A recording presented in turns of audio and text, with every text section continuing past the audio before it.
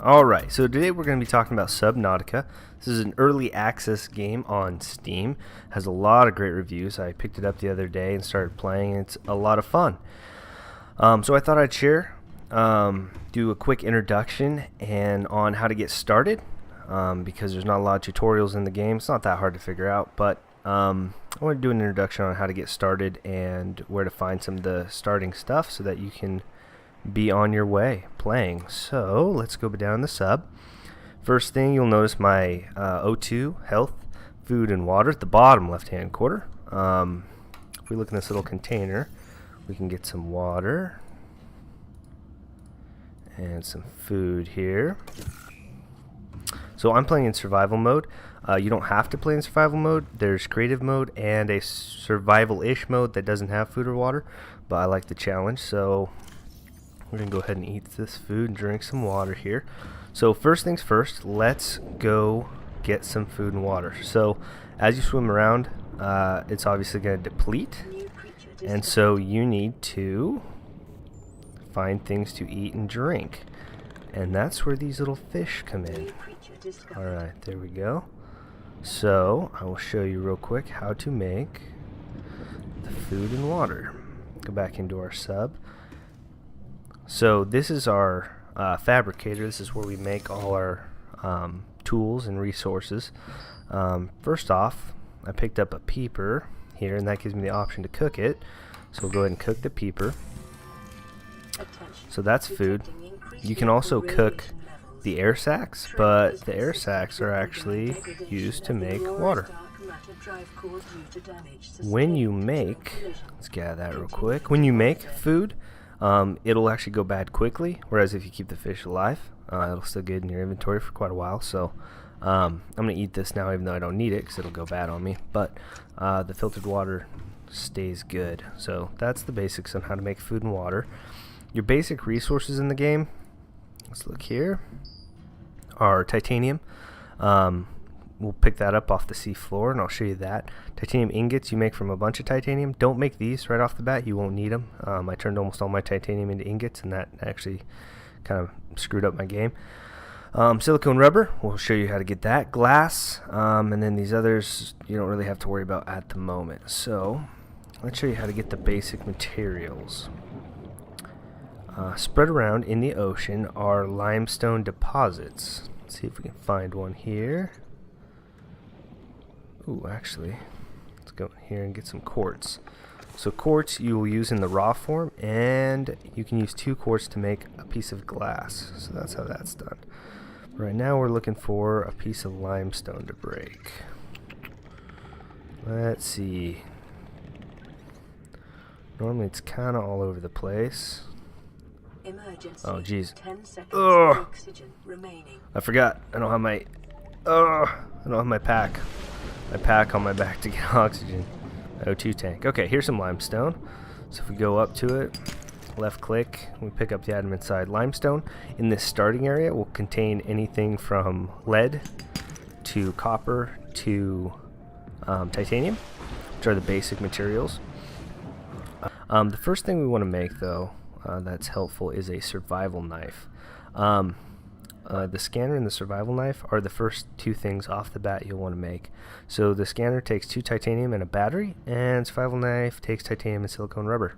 So let's go get some titanium, which you can get out of limestone, but the easier way to get titanium is to find, generally there's wreckage laying all over, like this right here. Pick that up. So, and then I need to make a battery, so I already have some copper. Let's open these up real quick. And so I'm going to take 2 of these mushrooms. And we'll make this scanner real quick. So like I said, this is where you're going to do most of your crafting. That metal salvage can be turned into 4 titanium ingots. Or titanium, just raw form. Alright, and so that's 2 acid mushrooms and a copper ore, which I have. And then we'll go in here to tools and we'll get a scanner. Okay, so by exposure We got to that. radioactive Now, crashed let's site see if materials, we can't find 19%. If the dry silicone core is to breached, make probability a of knife. death increases to This is what took me a little while to 65%. find. I ended up looking it up. So these down here, real quick, is why you want the scanner, because this lets you scan new technology, and which will come into play later, and you can build underwater bases and stuff like that. The Sea Glide is like a handheld underwater Blueprint prop acquired. propelled vehicle. So okay, so let's go out here. You will also need silver later on and gold. Those can be found out here in the kelp forest. How it kind of works is the farther you get away from safety, the more stuff you'll find, the more rare materials you'll find. And let's see here. Ooh, this is area that has the barracuda things too, which are not friendly, not even a little bit. Okay. Oh! What the crap is that? All right, having some graphical issues. Bear with me. All right. So this is actually how you make the silicone. Are these creep vine clusters? So we can grab some of these. And oops, no, can I get one more? Yes. All right. Let's go to the surface. So we'll look in our inventory real quick. Let's get some oxygen here. You can see some things take up more room than others. Inventory management is actually a pretty big part of this game, and you have the little container in your ship, but most of the stuff you're going to be carrying around in your inventory. Holy moly, what is that? What is that? I've never actually seen that before, so that's weird. Anyways, so like I was saying, inventory management. So you want to kind of prioritize what you're picking up. Quartz is always good. Titanium, believe it or not, you'll end up getting a lot of, and so you end up skipping on some of that. But let's go ahead and look in here. So now we can make silicone rubber with those plant parts. Let's make a couple of those, and should still have some titanium left over. Yep, enough to make a survival knife. Perfect. Okay, so now we got our survival knife. Ew. Alright. There it is. Yes, so much safer now. Okay. So you can fight fish with your survival knife, but I don't suggest it. This game's more about figuring out how to survive as opposed to just fighting your way through things. So let's see here. We'll go ahead and skip ahead till we get back to that kelp forest. Alright, so we are back at the kelp forest. It's getting nighttime, and there are giant barracuda things around, which hopefully they won't attack me. But we'll get out our knife just in case. You do actually swim slower when you have an item out.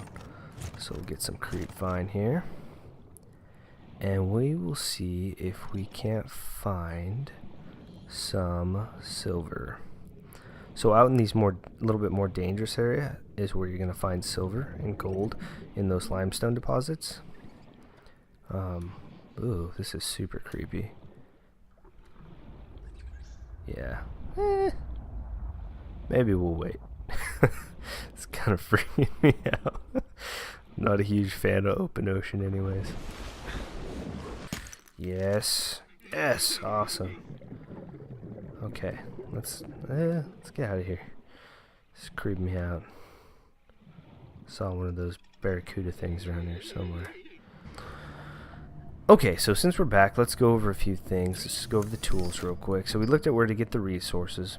That's pretty easy. And food and water, same thing.